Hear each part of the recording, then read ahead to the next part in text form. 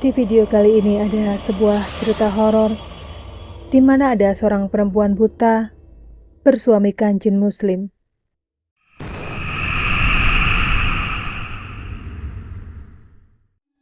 Namanya Mbok Maunah, penduduk desa Bonsari Kidul, Kecamatan Yosowilangun, Kabupaten Lumajang. Dia cukup terkenal pada bilangan tahun 1984 sampai tahun 90-an, terutama oleh masyarakat di daerah setempat, bahkan banyak dikenal oleh penduduk Kabupaten Lumajang pada umumnya. Wanita dusun ini terkenal karena kemampuan supranatural yang dimilikinya. Kemampuan supranatural yang membuat namanya sedemikian kondang adalah karena Mbok Maunah dapat mengobati berbagai macam penyakit. Tapi, apakah sebenarnya rahasia yang dimiliki oleh sosok yang tak pernah mengenyam bangku pendidikan ini? Perempuan buta ini memiliki ilmu yang sedemikian ampuh berkat bantuan jin muslim yang menikahinya. Maunah, seorang perawan tua yang buta kedua matanya sejak kecil itu, hidup sebatang kara. Tanpa orang tua dan saudara, membuat hidupnya terlunta-lunta. Berulang kali dia pindah tempat tinggal, mencari tumpangan pada saudara-saudara jauh yang mau menerima kehadirannya. Jangankan ada pria yang mau menikahinya, untuk mendekatinya saja mereka umumnya tidak mau. Hingga usianya menginjak kepala 4, Maunah masih hidup sendiri dan belum pernah menikah. Untuk menyambung hidupnya, Maunah kerap menjadi tukang pijat dan menerima kebaikan dari tetangga dekatnya. Walaupun hidupnya sangat sengsara, namun Maunah sangat rajin menjalankan sholat. Suatu ketika dia pernah menyebut, dengan sholat, dirinya masih merasa pantas hidup di dunia fana ini. Aku kenal dekat dengannya ketika Maunah tinggal di belakang rumah salah seorang tetanggaku yang sebut saja dengan inisial SM. Dia menempati sebuah kamar kecil yang sebelumnya dipakai untuk gudang penyimpanan barang. Kedekatanku dengan Maunah disebabkan dua hal. Yang pertama, kalau ditelusuri, dia masih terhitung saudara jauh denganku. Yang kedua, karena aku merasa iba melihatnya selalu sendiri, hampir di setiap waktu. Dia baru ada yang menemani bila kebetulan ada tetangga kanan kiri yang datang minta dipijat. Kepandaiannya memijat sebenarnya kurang begitu mumpuni. Kalaupun ada tetangga yang memanfaatkan jasanya, disebabkan karena mereka merasa iba dan ingin berbagi sedikit rezeki dengan perempuan buta ini. Ketika pertama kali kenal dekat dengan Maunah, aku tidak melihat ada sesuatu yang aneh pada dirinya. Cerita-cerita yang keluar dari mulutnya pun tidak jauh dari seputar perjalanan hidup serta penderitaan yang dialaminya. Barulah setelah 3 bulan kemudian, kejanggalan-kejanggalan itu mulai tampak pada diri perempuan buta itu. Dia kerap bercerita tentang laki-laki yang selalu dipanggilnya Om. Menurut penuturannya, dia sering diajak jalan-jalan oleh Om ke puncak Gunung Semeru, ke Alas Purwo, ke Pantai Parangtritis, dan juga mandi di Ranupane. Pekerjaan Om memberi makan burung perkutut milik Mbah Gimbal di puncak Gunung Semeru. Jadi, aku sering diajaknya ke sana. Tuturnya suatu ketika dengan wajah bercahaya, layaknya orang yang sedang jatuh cinta. Mendengar penuturannya, yang aku anggap ngelantur itu, aku semakin bertambah iba. Menurut dugaanku, dia terobsesi dicintai oleh seorang laki-laki, sehingga menciptakan sosok imajiner di dalam kehidupannya. Bahkan aku sempat menduga, perempuan buta itu sudah mulai gila. Apalagi ketika pada suatu hari, dia menyampaikan rencananya untuk menikah. Menikah. Tentu saja aku sempat tertawa dalam hati mendengar cerita Maunah ini. Sehabis Isya nanti, Om akan datang bersama penghulu. Kamu mau kan menjadi wali nikahku? Pinta Maunah yang sekali lagi membuatku menahan senyum. Tolonglah, aku sudah tidak punya orang tua dan saudara. Di sini, hanya kamu orang yang dekat denganku. Katanya setelah mendapatkan diriku tidak berkomentar apa-apa atas perkataannya barusan. Kata-katanya yang terakhir ini terus terang membuatku sangat renyuh. Baiklah, kalau kau pasrahkan wali nikah kepadaku, aku bersedia. Jawabku sekedar untuk menghibur hatinya. Terima kasih atas kebaikanmu, Ahmad, ujarnya dengan wajah berseri-seri.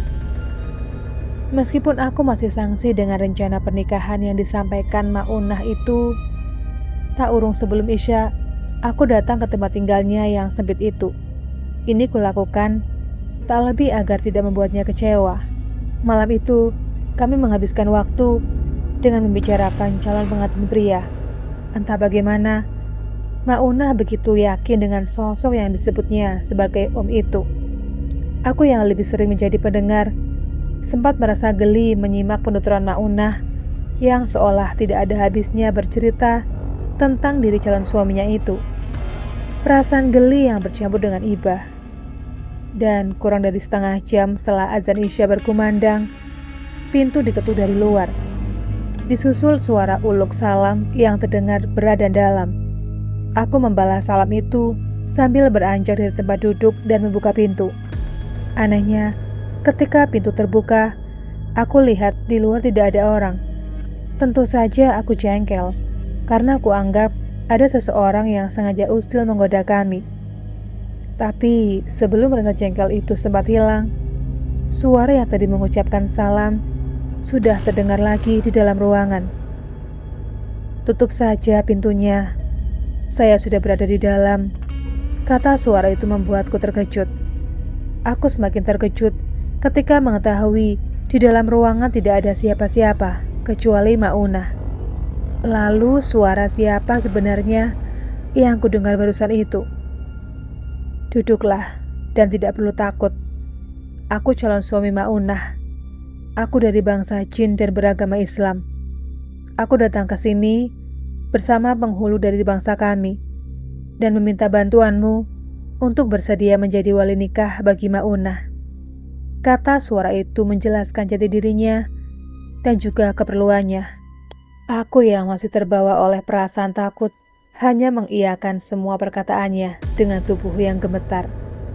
Ketika prosesi pernikahan berjalan, tubuhku bersimbah keringat dingin.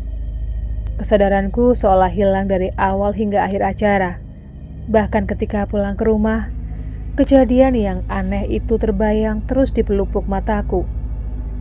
Bagaimana mungkin hal yang sangat muskil sungguh-sungguh terjadi? Esok harinya aku jatuh sakit. Mungkin karena terbawa oleh perasaan takut yang teramat sangat. Tapi entah kenapa, aku tidak mempunyai keberanian untuk bercerita kepada siapapun juga tentang pernikahan Maunah dengan bangsa jin muslim itu. Aku bahkan sengaja menghindar dengan pergi ke rumah saudara di luar kota selama 2 minggu lamanya. Pulang dari luar kota, kabar tentang pernikahan Maunah sudah menjadi rahasia umum. Beberapa tetangga malah sempat memintaku bercerita tentang peristiwa pernikahan itu. Dan yang membuatku mengembangkan senyum, kabarnya kini Maunah setiap hari kebanjiran tamu. Mereka datang untuk berobat. Karena sejak pernikahan itu, Maunah dipercaya memiliki kemampuan supranatural yang dapat menyembuhkan segala macam penyakit. Tentu saja kemampuan yang didapatkannya dari jin muslim suaminya. Dan untuk membuktikannya, aku berkunjung ke tempat tinggal Maunah. Ternyata benar. Sebelum bisa bertemu dengan perempuan buta itu, aku harus antri terlebih dahulu. Tapi aku bersyukur. Sifat Maunah tidak berubah meskipun hidupnya tidak lagi kekurangan. Dia tetap menerimaku dengan ramah dan menuturkan banyak cerita, sebagaimana hari-hari sebelumnya.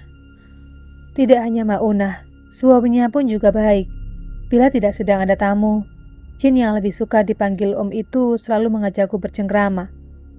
Tentu saja, aku hanya bisa mendengar suaranya, sedangkan wujudnya tidak pernah aku lihat. Aku tidak lagi takut sebagaimana ketika akad nikah dulu, meskipun makhluk yang aku ajak berbicara tidak terlihat dengan mata. Aku bahkan merasa senang, karena dari perbincangan kami, banyak pengetahuan yang bisa aku serap, terutama pengetahuan tentang dunia gaib.